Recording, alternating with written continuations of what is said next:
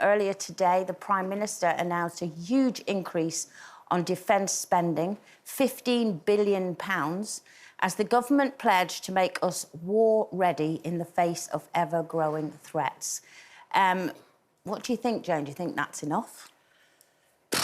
I mean, I don't know who could ever even answer that question. It's the world is changing.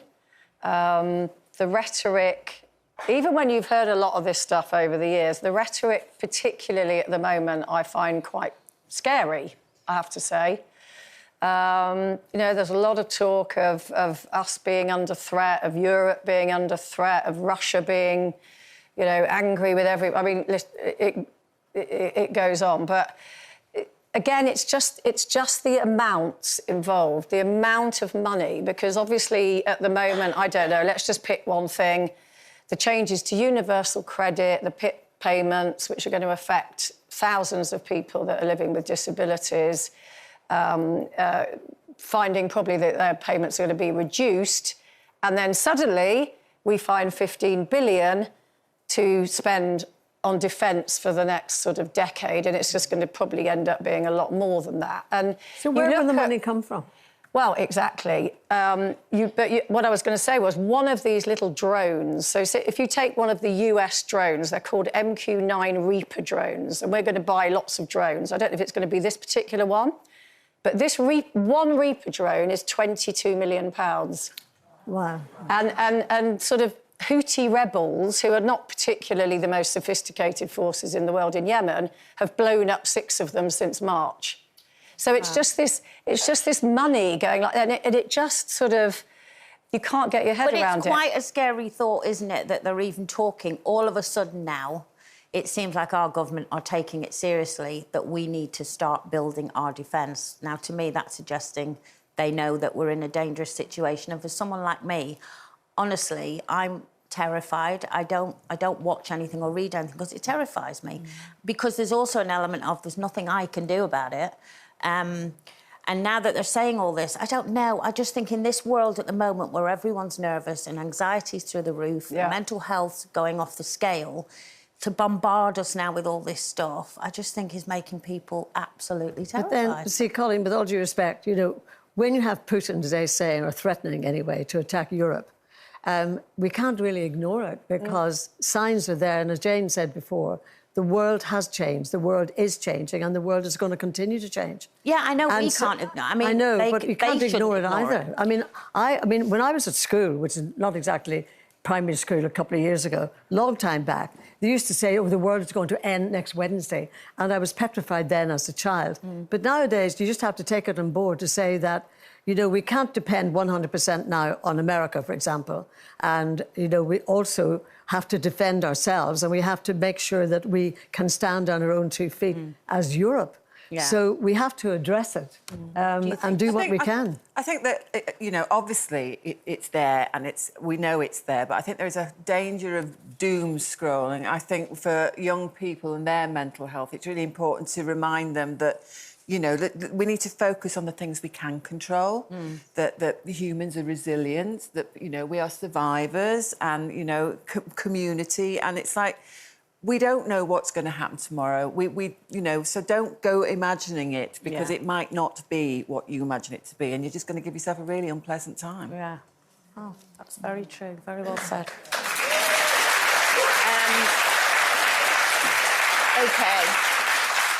So moving on. In her new book, How Not to Be a Political Wife, journalist Sarah Vine has revealed details of the final days of her marriage to Government Minister Michael Gove. She says politics was his priority and not her. So how easy is it when you're no longer someone's priority, Jane? I'm laughing because she did a big thing about that photo and said it haunts her. We've used it, and there it is again. She said that outfit she was wearing. Sorry, Sarah, if you're watching. I found it fascinating, actually, her book. And basically, my interpretation, it's about trust with her and Michael Gove in particular. And it's not... I think a lot of people, when you talk about trust, they think, oh, you mean they've cheated? And it's like, no. I think particularly for women, trust is so much more than that. And I think he broke her trust because he sort of was so obsessed with politics that he kept her outside the loop of a lot of his big decisions. He didn't discuss them with her. He didn't let her know what he was going to do. So not only did she feel sort of daft because everybody was saying, what? You know, we didn't know he was going to suddenly switch sides like this. She didn't know. And it affected their entire friendship group, and it threw a massive hand grenade into the middle of it. And so I think, you know, reading between the lines, that was sort of the point that the marriage started to go like that, because you sort of think, well, are we a unit or aren't we a unit? It's you and me against the world, not the other way around. When you start to feel that the person you're with, all of a sudden you start to notice that you're not top of their priority list.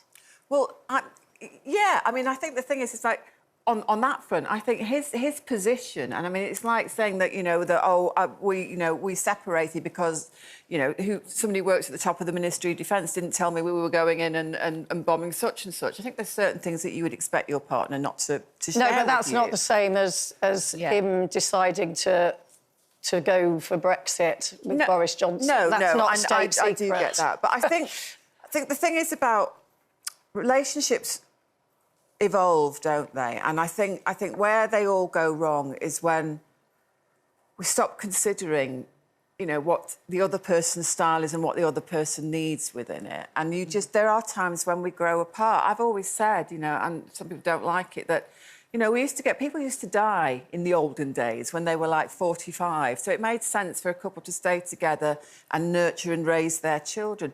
We're now living to 85, 90, 95. So how do you make sure that you and Brian make each other priorities? Do you know what we do? It hasn't always been easy between me and Brian. It took us a long time to figure it out, and the way we realised it is just like, let each other be who they are. You know, and we don't have these expectations. Because I have these friends doesn't mean he has to want to be with those friends, and vice versa. So and letting each other have your own let each other have their own independence, their own space, and we also have our groups of friends that we're very much together with. But in the beginning, it was almost like we'd push it on each other, like, well, we need to go out with these people. We haven't seen these people. And it'd be like, why don't you want to come out? You're miserable. And it's like the same. And we just... But you see, what you're talking about is the fact that there's so many differences between couples, between relationships. And when we talk about Michael Gove, I mean, in a way, you can see with lots of examples how men and women, of course, but in this case, Michael Gove probably is obsessed by politics. And there are businessmen and entrepreneurs who get obsessed about their business and building the family fortune, they will say, for their wife and their children. But those obsessions can set in. On a personal level, I think that relationships need to be fed somewhere. They need to be looked after. Because I'll give you an example. Watered. Yes, because my first husband, Don, very nice man, 3 lovely children, etc. But I was given a job in London, never having wanted to come to London, but was given the job. He, in television as well, was given a series in South Africa to do in 4 months, but he stayed 6 months to finish it. And by that stage, when he got back to London, he wanted to go back to Ireland to live, to play his golf and everything. By that stage, I've got my feet under the desk of a chat show and Radio 2 and everything. And so life, if you're not seeing each other regularly, and I know some people do it, people are away maybe for months at a time with the army, or they're on an oil rig, and some people do manage it. But in my case, the distance factor really lessened the relationship, and so I didn't want to go back at that point, and he did. So unfortunately, different issues affect relationships. Yeah. I'm not even... thankfully, we've run out of time on that topic to find out anything to do with relationships with me.